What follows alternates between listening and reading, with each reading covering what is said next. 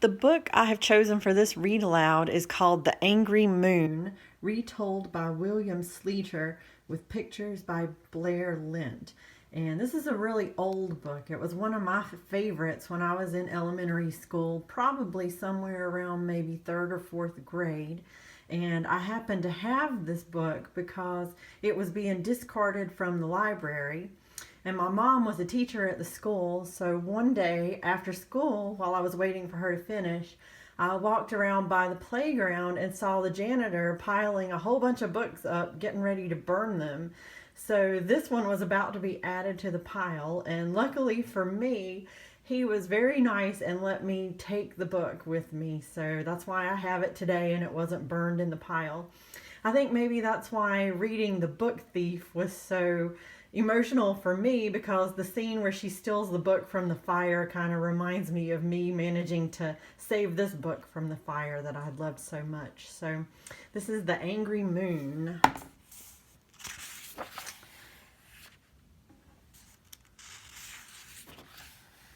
And this is based on a Tlingit Native American myth legend that was recorded first by Dr. John R. Swanton in Bulletin 39 of the Bureau of American Ethnology, which you can see the entire report of all of these Native American myths and legends on the Smithsonian Library online.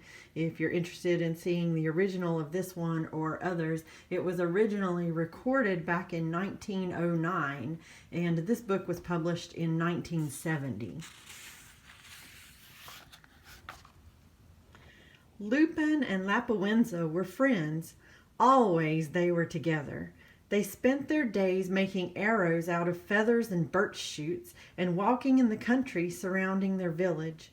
One summer night they were walking in a large grassy field. The moon was full and very bright and almost seemed to be watching them. "Look at the moon," said Lapuenza, laughing. "How ugly it looks, with those funny marks all over its face." "Hush," whispered Lupin. "You mustn't say things like that about the moon." No sooner had he spoken than a huge shadow swept over the field. A strange, shimmering rainbow appeared out of the shadow and settled around Lapuenza, bathing her in a pale, flickering glow. She cried out in fear. Lupin stepped towards her and the rainbow suddenly vanished. The shadow fell away, and Lupin was standing alone in the moonlight. Over and over again he called to Lapuenza, but she was nowhere to be seen. He ran to the top of a little hill in the center of the field from which he could see all around. The field was empty. "The moon has taken her," he thought, and he sat down on the hill and wept. When he had no more tears, he looked up at the sky and saw a very large, bright star right beside the moon. A strange idea came into his mind. "Perhaps I can hit that star," he said to himself. He took out his bow and arrow and, aiming very carefully, shot at the star. In a moment, the star disappeared and the arrow did not return. Encouraged, he pulled another arrow out of his quiver, for it was packed with all the arrows he and Lapuenza had made together, and shot it in the same direction over and over again. Arrow after arrow he shot at the place where the star had been. None of them fell to the ground. When almost all the arrows were gone, he saw something hanging from the sky very close to him. It was a chain made of all the arrows he had shot, each one fastened to the other. He shot a few more until the chain almost reached the ground. Just as he shot his last arrow, the sun began to rise, for it had taken him all night to shoot so many. As the first rays of the sun touched the chain of arrows, it became a ladder leading up to the sky. For a moment, Lupin was stunned with fear and amazement, but he did not hesitate for long. Without knowing why, he picked a few branches from some nearby bushes and stuck them into his hair, and then he stepped onto the ladder. Up and up he climbed, higher and higher, not daring to stop, not daring to look down. Powerful winds shook the ladder violently, making it swing back and forth in wide, whistling arcs. But he hung on. Driving rains came and beat down on him, making the ladder wet and slippery. But his grip was strong and he did not fall. Night came and he wrapped himself about the ladder and slept. The sunlight that woke Lupin the next morning was the brightest he had ever seen.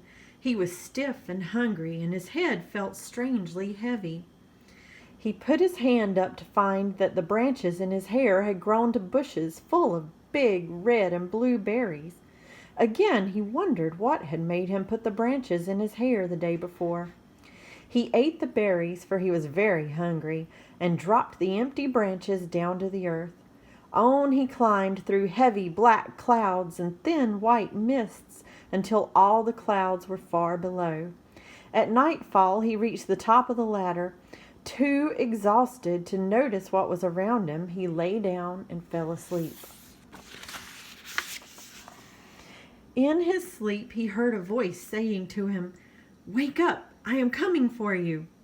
He opened his eyes but could see no one.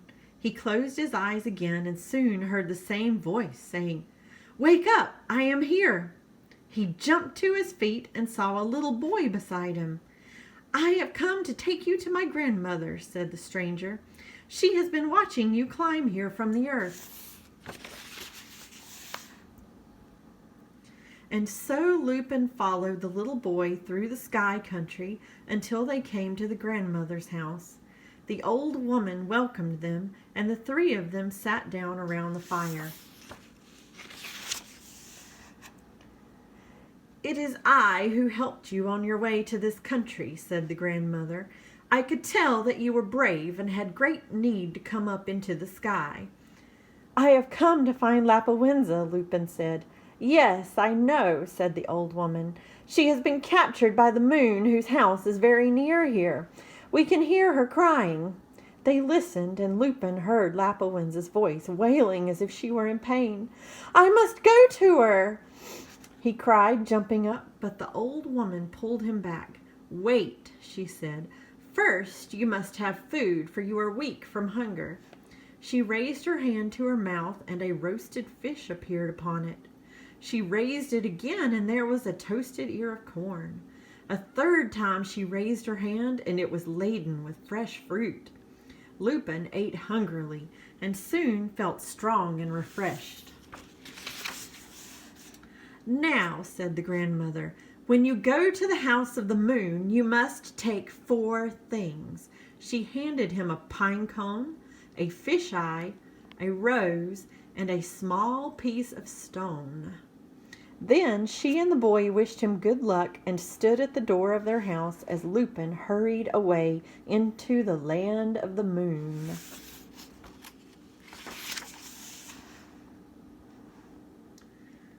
Ooh, look at him hurrying down the hill into that scary looking forest.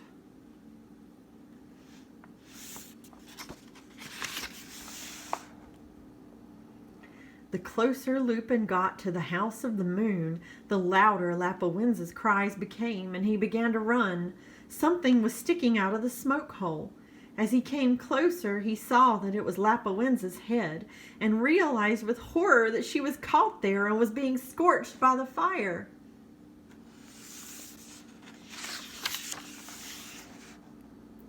He climbed up onto the roof and ran over to her, stepping softly so that the moon could not hear his footsteps.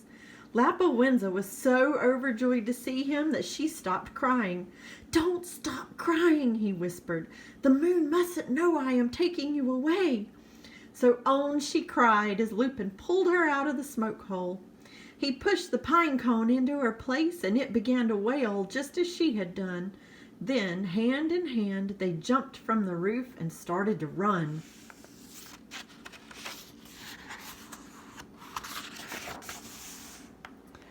But soon the pine cone withered from the heat.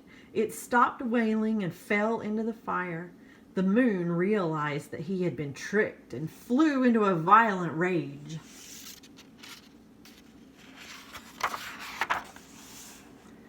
Thundering from the house, he rolled after Lupin and Lapuenza much faster than they could run.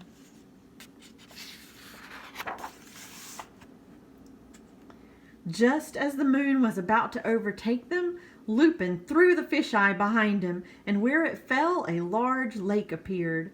The moon could not stop in time and slid into the water, sending up huge sheets of spray. Cold and wet, he pulled himself out and had to roll all the way around the lake so that he was far behind them. The moon traveled so quickly that soon he was right at their heels, and Lupin tossed the rose behind him. Suddenly the moon was caught in a thicket of tangled roses. Struggling and scratching himself on the thorns, he fought his way through.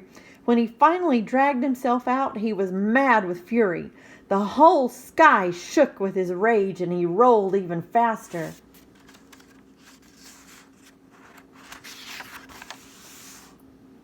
When they could feel his cold breath upon their necks, Lupin tossed the little stone behind, and there was a gigantic mountain. So steep it was that the moon could not climb it, but kept rolling helplessly up and down again and again.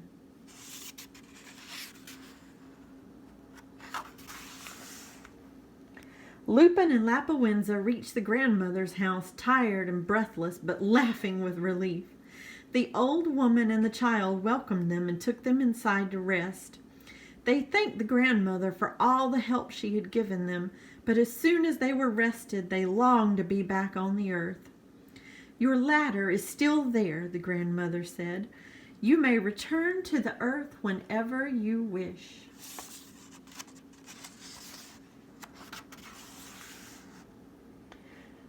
Bidding the old woman and the boy goodbye, Lupin and Lapuenza walked for the last time across the sky country.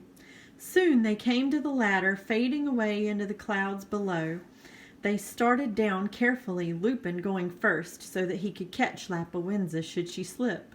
Slowly they descended step by step through thick, puffy clouds that left them glistening with tiny drops of water.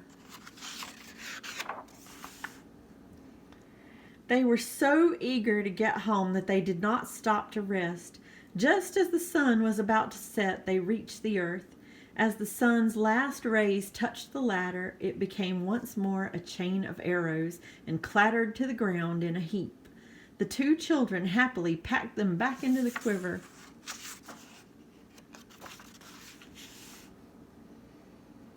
Then Lupin and Lapuenza ran together into the village, where they were greeted with cries of joy. They led long and happy lives, and people came from miles around to hear their story. It was passed down from one generation to another and is remembered to this day.